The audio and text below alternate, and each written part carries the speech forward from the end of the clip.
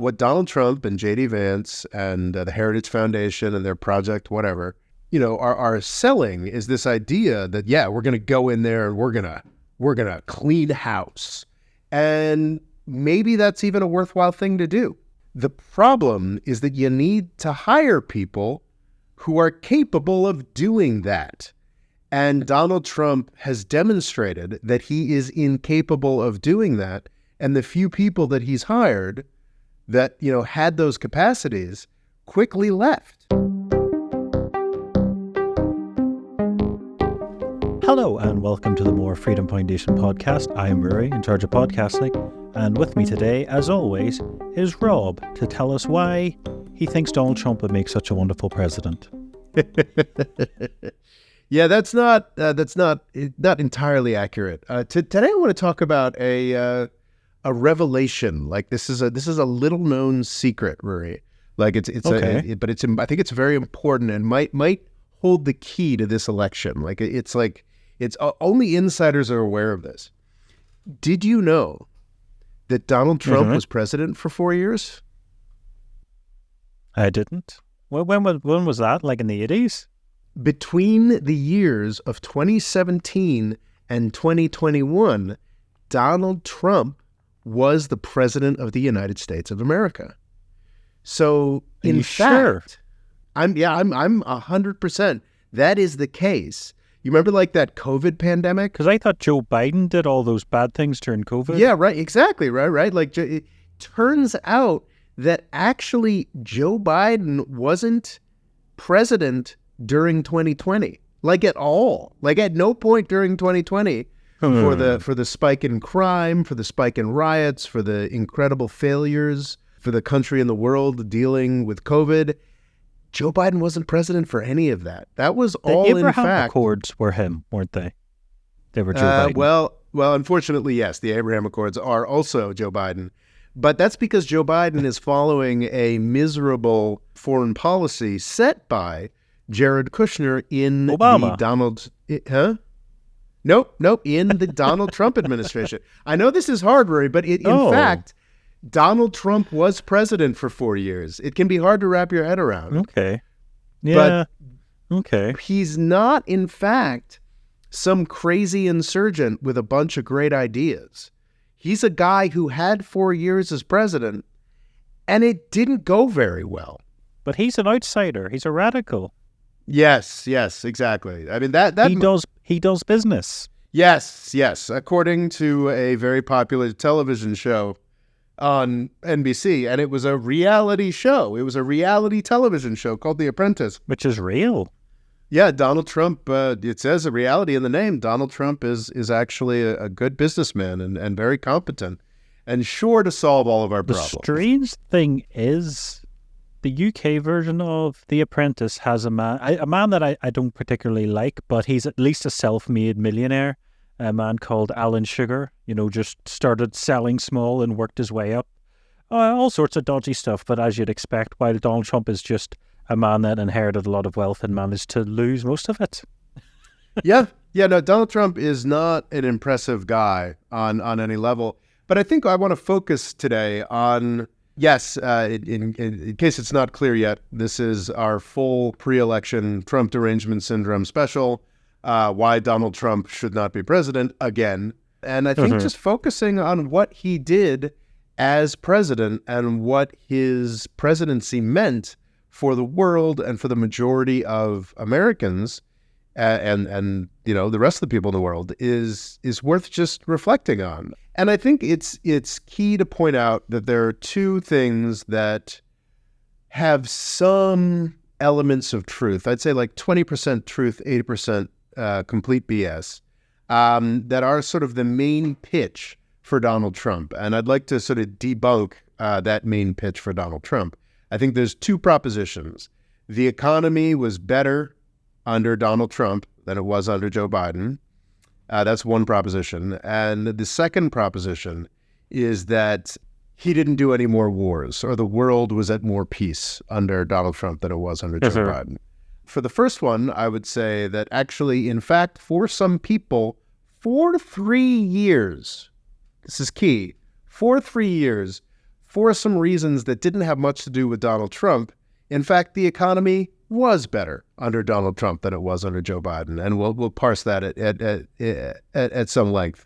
But the reason why had very little to do with Donald Trump and his management skills, and he won't actually be able to do that again as president, so there's really no point to reelecting him for that reason. And second, this idea that Donald Trump was somehow better on foreign policy or tougher and made the world safer is, in fact, the opposite of true. In fact, he made the world a lot more dangerous. I actually made a video in the winter of 2016, I think after he had been elected and before he became president, where I said, no, in fact, Donald Trump will not go to war with China over the next 4 years, but he will take actions which will make an eventual war with China much, much more likely. And I think that was absolutely the case, but I was limited in my vision because I thought it would just be China. It turns out it was China, it was Russia, it was Iran. We'll talk a lot about Donald Trump's actual foreign policy legacy over the course of this episode.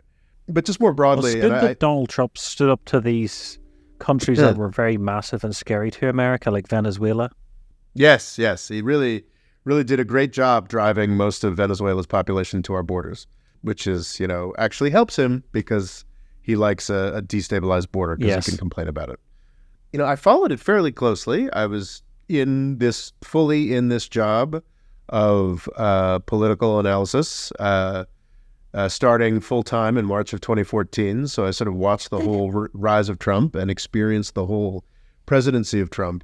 And it's really stunning that he was not a president. Like, he was not a functional president. I remember talking about this during the depths of COVID with a fairly Trumpy family member who kind of agreed, like, Donald Trump was a performing clown the entirety of his presidency, really.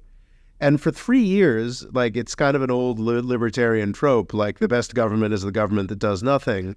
For 3 years, having a not really there president who was mostly just doing performance and complaining about things to get good ratings on all three of the big cable news networks was kind of okay for the economy, and was kind of it certainly gave people a lot of agita and made everybody feel very bad, but it didn't really hurt the country that much.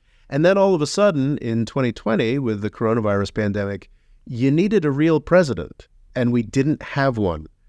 He's much celebrated for Operation Warp Speed, which I think colloquially is understood as basically just sort of supercharging vaccine development. Of course, ironically, it's something that he does not want to take credit for because of his anti-vax base. Why do you think he pivoted to being anti-vaccine? Because it was something just really bizarre, because it was like, here's the thing, most of his voter base skews older, which were more vulnerable, and he looked really badass in a mask for some reason. He looked like Shredder or something. It was just because a lot of his fan base went a wee... I'm assuming a lot of like preppers and stuff tend to be more Republican, and this is like, oh, okay, we sit in our bunkers and wait for this to blow over. It felt like, oh, this is kind of Republican coded, but instead a lot of them went completely mad.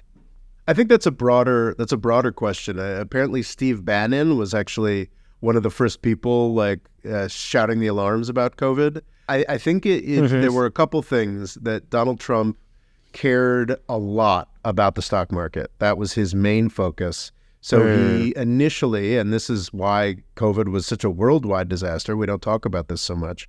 I think we did a whole episode sort of with me berating his COVID record, so we don't need to belabor it today. Yeah, he cared about the stock market. He wanted to open up, and sort of being against lockdowns came very naturally to him, worked very well for like the more libertarian or coded folks in the Republican milieu. And the fact that most of the vaccine period was actually under Biden, the point when we were all being encouraged to take vaccines and vaccines weren't working exactly as well as everybody had hoped. I maintain that, to my knowledge, vaccines work quite well, but I don't want to get into that. We're not a medical podcast. Well, I remember hearing about some like Republican pastor that really was like, 99% of the deaths are people that haven't had vaccines. So he was trying to like pivot his audience to actually get a vaccine because he'd love them all not to die and not give him money. Yeah. No, it's a weird thing. But I do want to say about Operation Warp Speed, which is the one thing that Trump is credited with. He should not be credited for that. Operation Warp Speed was essentially a doctor being designated to take over the executive functions that a president should be doing. And this happened in like May of 2020.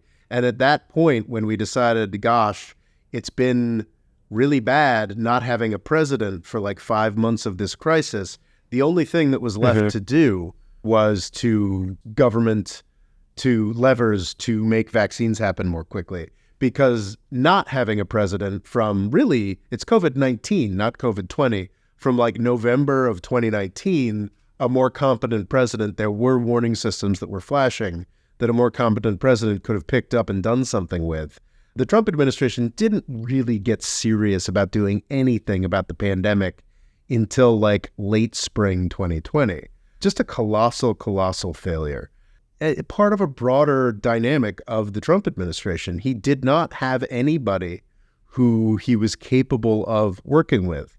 This is a really important detail for somebody who claims he's going to fix something or change things in government. You need to be able to hire people who want to continue to work with you and want to execute your agenda.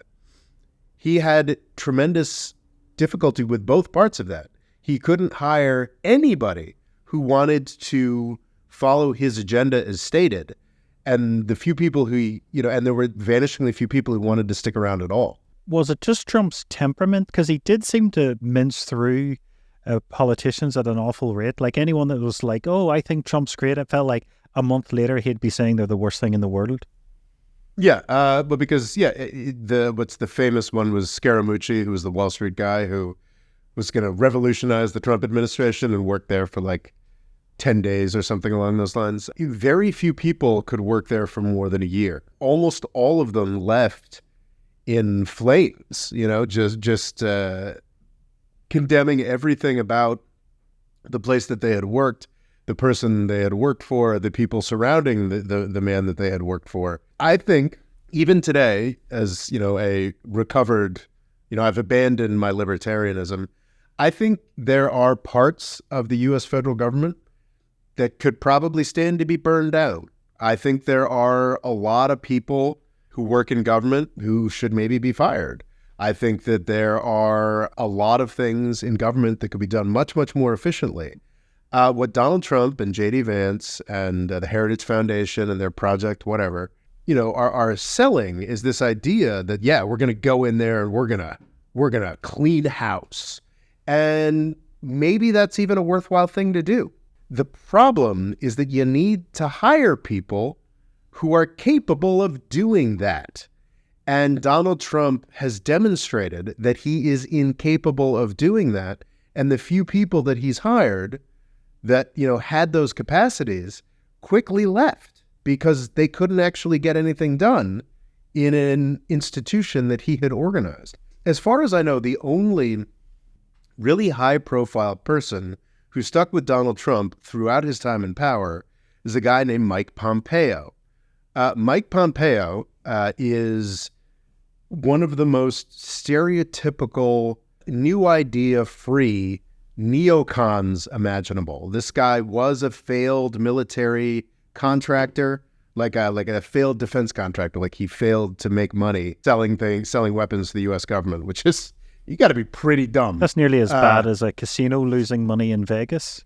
Yeah, and then I think because when he, those who can do, those who can't teach is a terrible, terrible thing. I think it's those who can do, those who can't join the U.S. House of Representatives, I think is a more, and he was one of the most viciously bloodthirsty people in the House of Representatives. But the only good decision he ever made in his career was being, as a sort of worthless backbencher, one of the earliest people to endorse Donald Trump. And he jumped onto Donald Trump's ass like a barnacle and stayed there for 4 solid years.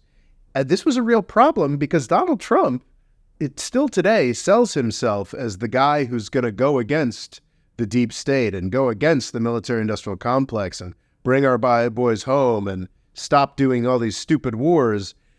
Mike Pompeo, the only guy who managed to stick with Trump for 4 years and was rewarded first as the head of the CIA, then as the head of the State Department, the diplomacy wing of the United States, and I've heard suggestions that he might be the defense secretary in the new administration, wants war. That's all he's the definition of war happy. He wants war more than anybody else. And so Donald Trump, when it comes to foreign policy, said a lot of nice things, said a lot of things that I think I've talked about multiple times. One of the most exciting things I've ever seen a politician say was in that Republican debate in 2015, when he just lit into Jeb Bush and George W. Bush's war in Iraq. Obviously, the war in Iraq was a big, fat mistake, all right? Now, you can take it any way you want, and it took Jeb Bush, if you remember at the beginning of his announcement, when he announced for president, took him 5 days. He went back. It was a mistake. It wasn't a mistake. Took him 5 days before his people told him what to say, and he ultimately said it was a mistake. The war in Iraq, we spent $2 trillion, thousands of lives. We don't even have it. Iran is taking over Iraq with the second largest oil reserves in the world.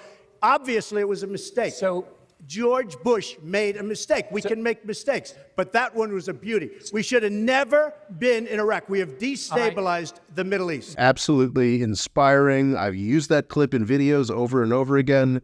It was a complete waste and the cost to humanity. Why would we bother with this? Trillions of dollars. I mean, he's just like a mix of Eisenhower and a stand-up comic. It was brilliant. Absolutely brilliant. In 4 years as president, he followed up on none of it. He didn't take us out of Afghanistan. Biden did. He announced on 3 separate occasions that he was going to take the U.S. troops out of Syria. And there were more official troops in Syria when he left office than when he got in there. I think he kind of had a sense that he actually hadn't managed to pull troops out of anything. So there was a very last-minute scramble at the end of his presidency to drag a few hundred troops out of Somalia, and then they promptly were put right back in by Joe Biden.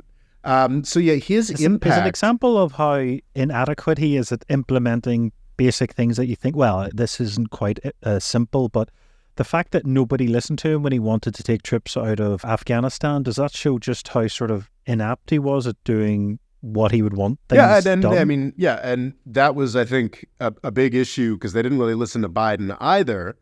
And then he, had to sort of knock heads together and actually make it happen.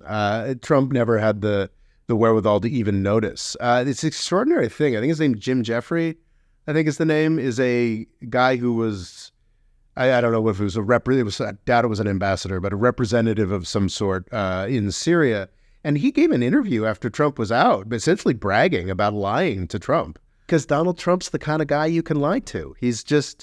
There's nobody, most presidents, including our currently mentally decayed president, would have somebody working with them in the office who could say, well, wait a second, Mr. President, the last time that general was in here, he, told you something completely different. And I have checked with this part of the administration and they're lying to you and you better get on them. So even our most mentally decrepit president, Joe Biden, has people around him who are checking on things. Donald Trump doesn't have any of that. Donald Trump, has Laura Loomer. Is it his temperament? Does he not want these people, or? Well, my understanding of security briefings is that they were all sort of told to be shorter and use more pictures.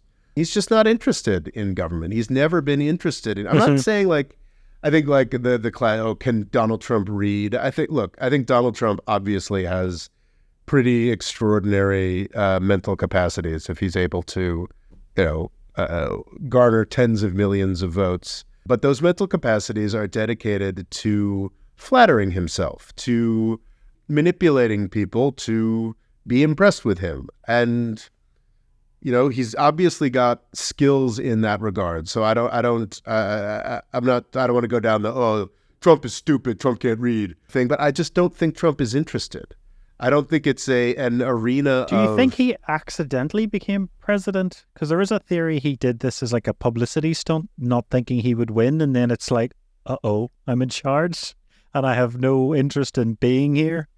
The tinfoil hat theory I like is that he was actually bribed to run in 2016 by Hillary Clinton, but that's nobody else is with me on that one. Wow, I've never heard that one. How did he get that? Why did the Obama administration give him that historic hotel on Pennsylvania Avenue? Like, anyway, that's my crackpot theory. But Okay. no, I think Donald Trump loves publicity. Donald Trump loves to be talked about. Yeah. And he could warm up to the idea of being president and obviously would like to be president again. I think he, was surprised to find himself elected president in November of 2016, as were many other people, including myself. But I think he likes being the center of attention. He doesn't have any interest in actually governing. He's narcissistic, which I'm sure a lot of presidents are to some extent, but I felt like he was just more narcissistic than any other trait. Well, yeah, I don't think he has much of a... I think every person who has managed to make it to being president is a narcissist, or any politician at that level. But I think his narcissism goes to a higher degree, whereas a lot of these narcissists are like, well, I've got to keep a handle on like the basic aspects of governance. I don't want them to run off the rails. So I'm going to at least make a show of basic competence. And Donald Trump doesn't care. He's just going to blame it on somebody else. I often thought that like it was, and his presidency was 100% sabotaged by Democratic lawfare. The Russia hoax, and I absolutely use that terminology, like it was a hoax. It was nonsense. Frankly, nobody in the Trump administration, certainly not Donald Trump himself, is competent enough to have executed the kinds of conspiracies that people still talk about as if they're fact. But would you accept that he was sort of close to the likes of Putin? There's stuff that's come out that he was calling him a lot, and that he was giving him like, not vaccines, but like ways of diagnosing himself, like machinery that America had. I think it was one of the guys that broke Watergate came out with this and thought this would be like a big scandal, and like nobody seems to care. Like this was maybe, a week ago, 2 weeks ago this came out? Yeah, I don't. That was, I think, part of the Woodward. Woodward has spent the rest of his career putting out, frankly, kind of worshipful volumes on what presidential administrations get up to. I'm not particularly bothered by Trump's closeness to Putin, and frankly, I wish that the U.S. and Russian governments were a lot closer. I think that keeping the only other government in the planet that is capable of wiping out human civilization close is actually a pretty good policy, and Donald Trump was entirely correct about that. So I was building up to rather a large but here.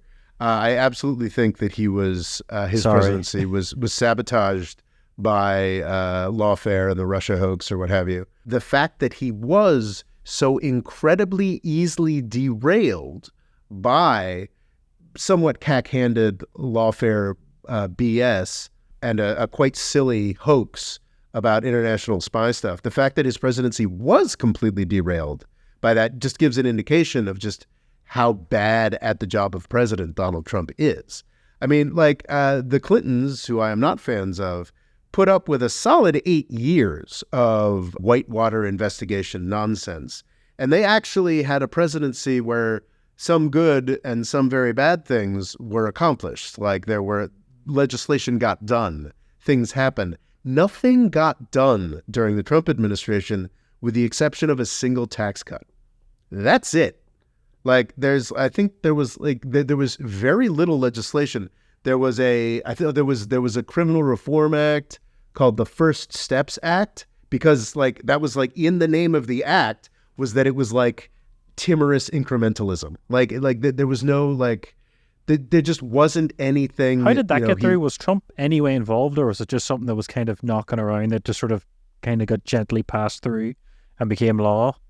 Well, before 2020, there was actually a lot of bipartisan weight behind criminal justice reform, actually. A lot of Republicans, Texas specifically, was like, we're sick of paying for all these prisons. Part of it. There's always been a small strain in within the strain of libertarianism in the Republican Party that doesn't like mass incarceration so much. However, I think that was wiped out of the Republican Party during 2020 when sort of caring about in criminal justice system and reforming it became strongly Democratic coded for about a year and then became nobody coded. Nobody cares about that anymore, which is really sad.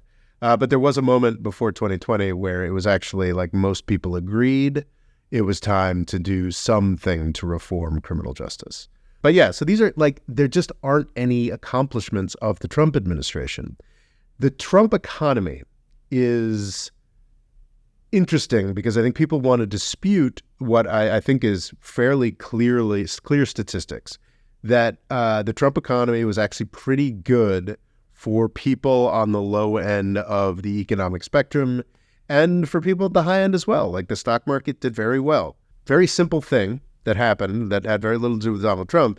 It had to do with the Republicans in Congress. And the Republicans in Congress essentially said, we'll let Donald Trump spend money the way we would never let Obama spend money. We had a very anemic recovery from the 2008 financial crisis throughout the Obama years, the jobless recovery, they called it, because the Republicans would not let Barack Obama spend money. And also the Democrats and Obama himself had internalized a lot of, we got to be really worried about the deficit. Donald Trump did not care about the deficit at all. And didn't the it go up to Democrats... like 15% of GDP? Oh, it's much higher than that. Oh, no, sorry, the actual deficit? Oh, I thought that's what he spent in a year is what I meant. Oh, in a year? Well, it depends. Yeah. So 2020 is obviously very different. U.S. federal government budget as a percentage of GDP was about 15% in 2020. So yeah, it did massively go up, while now it's at around 5%. Well, so this is, of course, 2020 and 2021 are very, very different years because the economy was entirely shut down. So the CARES Act, which did happen under Donald Trump, but is largely considered to be the work of his Treasury Secretary, Mnuchin, who actually was also, I think a lot of people think Mnuchin was okay. Mnuchin and Nancy Pelosi put together the CARES Act that did spend, but even before the COVID crisis, spending under Donald Trump went through the roof. That was because Republicans in Congress finally let Democrats spend all the money they'd always wanted to spend. And that ended up leading to a much more vibrant economy that made everybody richer. So that's actually something that did happen. That's not something that can happen now. We have run through the amount of spare gunpowder that we have. The amount of money that we are spending servicing the federal debt is, I think, within the next couple of years, going to be more than the amount that we spend on the Defense Department. Donald Trump basically started spending like a drunken sailor after a period of probably excessive financial restraint under Obama. Trump spent like a drunken sailor. Biden has continued to spend like a drunken sailor. Not obviously as bad as 2020 and 2021, but I think in ways that most people consider to be pretty unsustainable. Are they not a little bit more focused at like building renewable energies and stuff that will like have grassroots and support America into the future, while Trump's did seem to be a bit more scattergun? Well, Trump's was just a massive tax cut, and then of course the CARES Act with COVID, which was a variety of temporary programs that largely have gone away. Biden attempted to continue some of them. Biden administration has definitely done interesting infrastructure things, vastly more necessary infrastructure stuff than Donald Trump did. But the Biden administration has also spent a really offensive and stupid amount of money on defense spending, which was also something that Donald Trump did as president. And unfortunately is probably something that Kamala Harris will do. But if we're talking about fiscal responsibility, you can be deeply, deeply assured that Donald Trump would be worse at it. If the deficit is something that we should be concerned with, and I do believe now that it is something we should be concerned with, to an extent that it wasn't in the first Trump administration, Donald Trump is guaranteed to be worse. All he's promising is tax cuts. He wants to do more tax cuts. And he asserts that he's going to raise revenue. It worked out well for Liz Truss, if I remember, so I can't see why it would go wrong in America. Massive tax cuts, yeah. Well, the United States does have a different set of circumstances. The United Kingdom does not have a Federal Reserve. It's got a Bank of England, which is not used to be the center of the world financial system. Could Donald Trump do more tax cuts? Sure. Could he even get away with it? Sure. And that's the thing with I think a lot of Democrats overpromise Trumpian disaster. And I think it would be completely legitimate for someone to say, look, Donald Trump was president for 4 years. He didn't end democracy. The world didn't end. And I would assert, actually, the world kind of did end with COVID. That was dramatically worse than it would have been otherwise if it weren't for Donald Trump. But no, I think I don't think that if Donald Trump becomes president, democracy is going to immediately die. Everything's going to fall apart. We're going to have this instant forever crisis. But he's going to make everything worse because that's what he did between 2017 and 2021. He made everything worse. Donald Trump did not have the wherewithal, did not have the organizational capacity to create a war himself. He didn't have that ability. We saw that in Venezuela. He tried really, really, really hard to start a war or at least a regime change in Venezuela. Maduro is more firmly in power now than he was when Trump started going after him. Complete failure. But what Donald Trump could do and did do was make every other potential conflict significantly worse. He was not nice to Vladimir Putin. This is the thing that, Russia owned Vladimir Putin, Russia owned Donald Trump. Then what did they get out of it? Under Donald Trump, we started heavily arming Ukraine. Under Donald Trump, I think most famously the javelins, which were incredibly useful in the early days of the war. Yeah, Donald Trump signed the CAATSA sanctions, which essentially went to war against Russia, really, but went to war against Russia's defense industry. Started sanctioning people like Turkey and China for buying Russian weapons. That was a Trump thing. And their weapon sales have fallen off a cliff. I think France has pretty much replaced what Russia used to do. Yeah. On the world stage. I think you can make a case. I think Trump is too incapable to do a rush to war the way that, say, the Bush administration did. And I think you can make a case that, in fact, he is unpredictable and unreliable enough that certain actors were a little worried about starting a war when he was president. You can go either way with that. Maybe that's true, maybe that's not. But he made everything worse. And he made things worse in such a way that we were likely to end up with further instability. There was not a genocide in Gaza on his watch. There was, however, an obscene massacre in Gaza. There was a series of peaceful protests where the Israeli military, I think, just straight up killed 1,000 Gazans.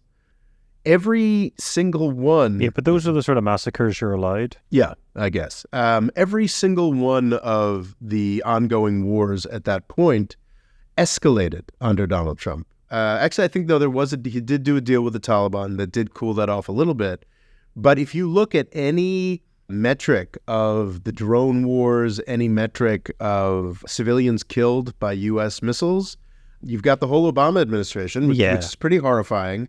And then you've got 2017 where the bar graph goes like this. It escalates extraordinarily. Because I think it was the most, it's one of those things that sounds very shocking because it's since records began, but the records only began in 2005, which is still, a high point of the Iraq war. But yeah, he just seemed to go mad on it and the media didn't really talk about it at all. While Obama, it was it felt like he was flying the drones personally.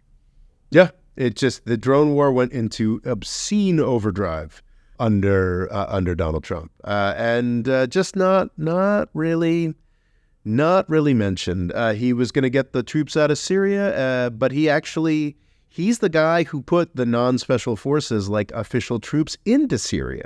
It's just, he basically put Russia and the United States on the path to war. And he tried to do the same with China. It was just, this is not a guy who made the world more peaceful. This is a guy who made the world nervous enough that maybe maybe an autocrat wasn't willing to take a big risk or throw the dice when Trump was president, but he made it more likely, as he did with Putin, that the dice would be thrown eventually.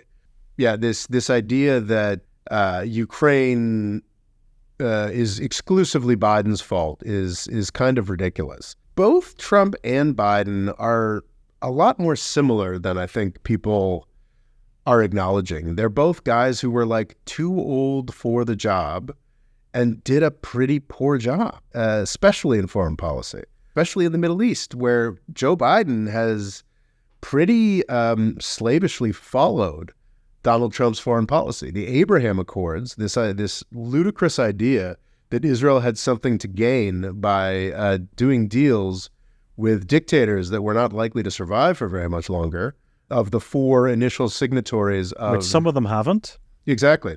Of the four initial signatories, Sudan, the Sudanese government has already disappeared. So that's 25% failure rate 7 years out for the Abraham Accords.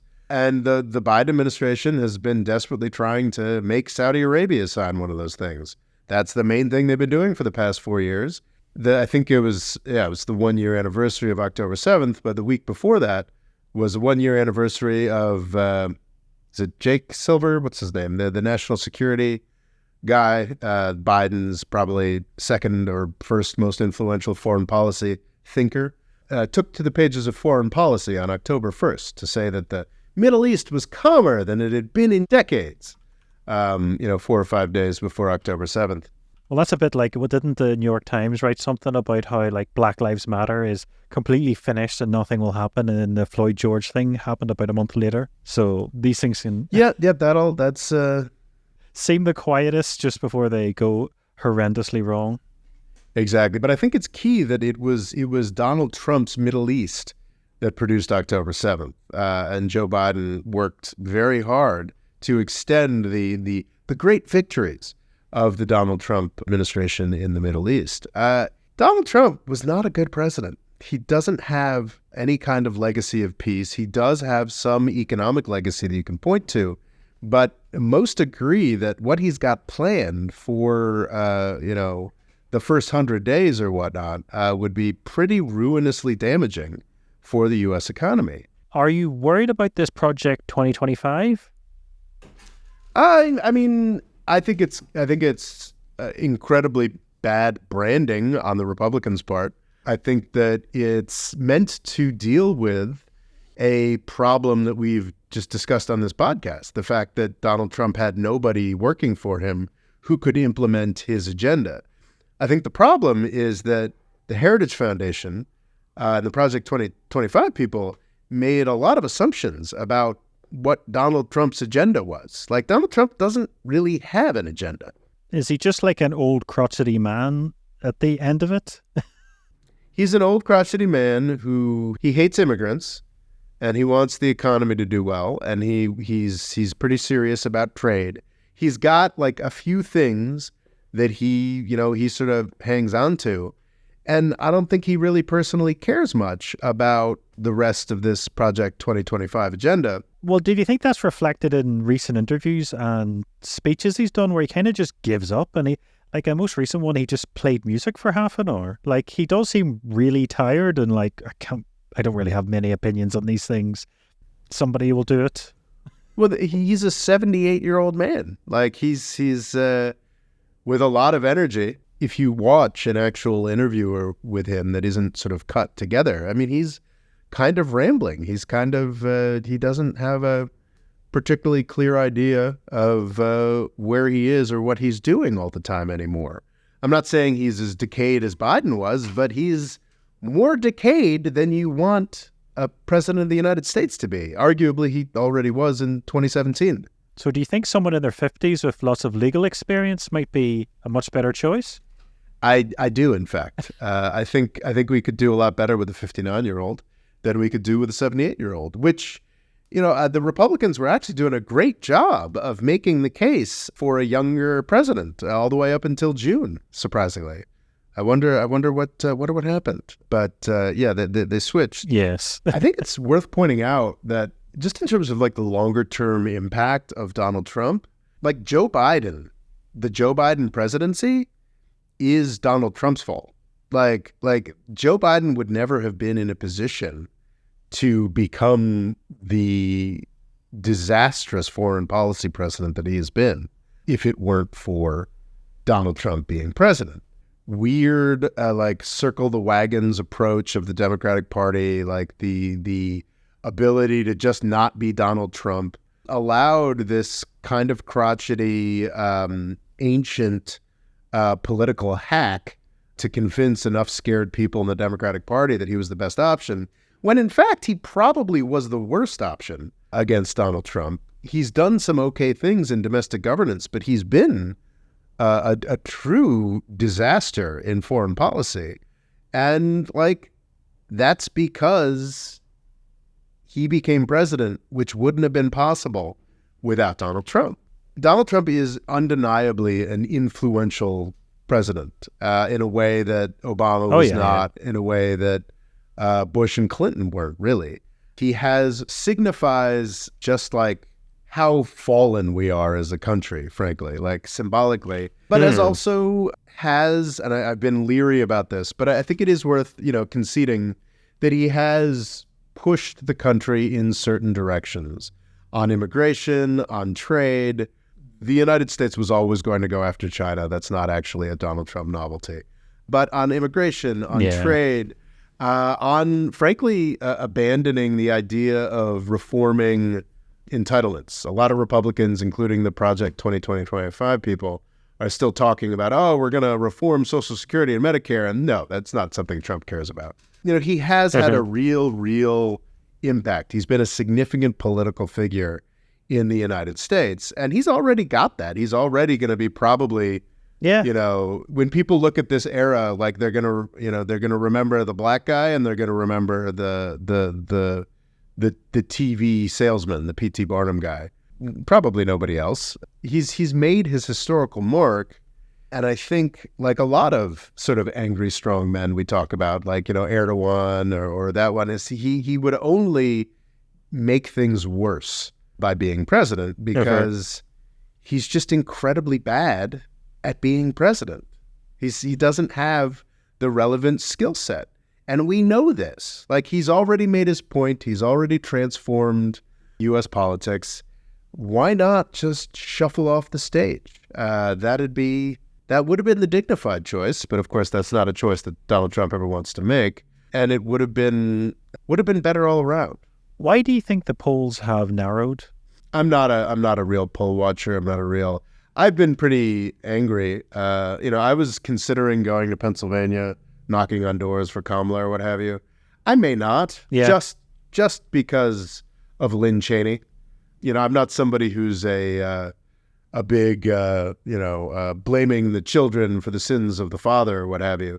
But Lyn Cheney got elected to the U.S. Congress, and before she became famous as a dissident against Donald Trump, as a Republican who was willing to stand up to Donald Trump, she was a pretty standard gross neocon. Like, she would have agreed with Mike Pompeo on everything, including making up stories about Russians paying bounties to the Taliban for killing U.S. soldiers, like just gross. Like, and it's really been disturbing over the past couple weeks, watching Kamala Harris cozy up to the Cheney family, watching her make really aggressive statements about Iran, basically saying that Donald Trump was chicken, was too easy on Iran, which is a ridiculous statement to make about the guy who threw out the arms limitation deal. Actually, that was actually pretty easy, and that was kind of a gift to Iran,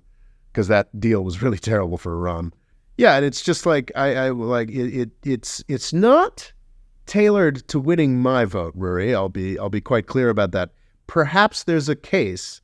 Perhaps these are somehow savvy moves to be made. Maybe the last few independent voters are torture-loving warhawks, but it doesn't make me feel much better. The polls go back and forth. It seemed like there were a number of polls last week that looked like this Cheney gambit was a tremendous failure, and things were tightening up. But then there was a poll today where she's ahead by 5 points nationally. So, it's hard to say, and I think we're going to find out very soon what is actually going to happen. In fact, is this? This might. I thought you were going to say we're going to find out very soon what a Trump presidency's like, which had me worried. We might. I think that would be, as I think we've made clear, I think that would be a terrible mistake. That would be a terrible misstep. I didn't really talk much about sort of... What can you see him doing, like in his first 100 days, like straight away, that would just be disastrous, or will it just be a lot of hot air, as he tends to do? I do wonder. So when he first became president, he tried to implement his Muslim ban, and it was a catastrophe. It was shut down by courts. And I remember I was happened to be in Los Angeles at the time, and I and a lot of other people in the country marched on the airport. Like, we did like a massive protest at airports all over the country. Like, that is unheard of. Like, Donald Trump, not once but twice, inspired, or maybe 3 times, when I guess the women's marches were directly after that, like inspired like countrywide uprisings that I think were less damaging, but were larger than anything that happened in the 1960s. They were briefer and their impacts were smaller. But yeah, I mean, I just expect as soon as Donald Trump is elected, I expect disaster as he attempts to implement the more radical elements of his plan. Could he get away with these extreme tariffs? Maybe. I mean, and who knows? Maybe they'd even raise revenue. I don't know. I can't speak about that with great confidence. I do know that if he attempted to deport 10 million people, as he has promised, he would rip the country to shreds. Oh, yeah, it would be mayhem. Yeah, it'd be mayhem. He would not deport 10 million people, but he would deport hundreds of thousands, and it would be tremendously divisive and tremendously just bad for the country, and would just be the start of larger messes. But I think I want to close... Wasn't there a lot of like strange, horrible things that happened when Obama didn't Obama deport people that were just incredibly horrible and didn't have any paperworks? But didn't it end up like sometimes people who are mentally handicapped that they didn't really know where they lived in America, that were like deported and completely confused? Like, it would just be that, but on steroids. Like, it does just sound genuinely horrifying. So I'm not sure. I think Obama might have deported more people than Trump did still. So Obama deported a lot of people. And I think it would be unfair to characterize them. I think they were people with criminal records. But you can get, I mean, I've got an extensive criminal record. Like, you can get criminal records for like very little in the United States. Sure. You smoked a joint outside a concert. Oh, you've got a criminal record. Like, that's the kind of people who could so I'm sure there were nasty people that Obama was deporting, but it was not strictly, just the way that you are describing. It was a lot of people were caught up even beyond the sort of the very sad anecdotes of people who didn't know where they lived. A lot of, deportation is nasty. And Trump is promising to do that to an order of magnitude that is obscene. I don't expect that to happen, and I don't expect democracy to fail if Trump is elected. I don't expect instant crisis. I do think a wider war with Iran is a very real possibility, but also a possibility that won't happen. What I do expect is what we got between 2017 and 2021. At best, what I expect is another 4 years of wasted time. Wasted time on climate change, which a lot of people care more about than I do. But I think I do talk a lot about on this channel and on the podcast, on the channel, just like the United States moving on from the Reaganite paradigm, moving beyond just this pro-business fundamentalism that we've been mired in for the past 40 years. I mean, interestingly, even... Because isn't that seen as a small success of Biden's administration, is they're starting to implement laws on these big, massive corporations? They're making tiny incremental moves in the right direction. Is something the Biden administration did. I don't know if Kamala is going to follow up on those moves. That's the biggest question of a Kamala Harris presidency. Is she going to follow up on what Biden did? Is she going to reverse what Biden did? As with Palestine, it's a huge question in a Kamala Harris presidency. With Donald Trump, There's no question. He's gonna. It's guaranteed. He's guaranteed to go for tax cuts. He's guaranteed to go for deregulation, which is just code word for we're going to let businesses do whatever they want. He has promised to fire a lot of people in government. It's just he's promising to make things a mess. He's promising to not move the country into the next paradigm, from the FDR era to the Reagan era to what? That's sort of the question we've been asking, certainly since the 2016 election. Yeah. From the Reagan era to what? And Donald Trump established from 2017 to 2021 that he has no real answers. He's established there's a problem, but he's established that he has no real answers.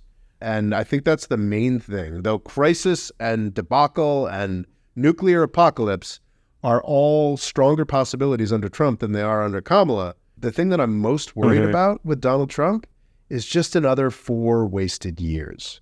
Another 4 years where we don't resolve anything, where things just stagnate and get worse, and nobody comes up with any good answers. That is my greatest fear for a Donald Trump presidency, and why I think it would be better if we just went with Kamala. Do you have a elevator pitch for why you shouldn't vote for Trump? He was president for 4 years, and he was really bad at it.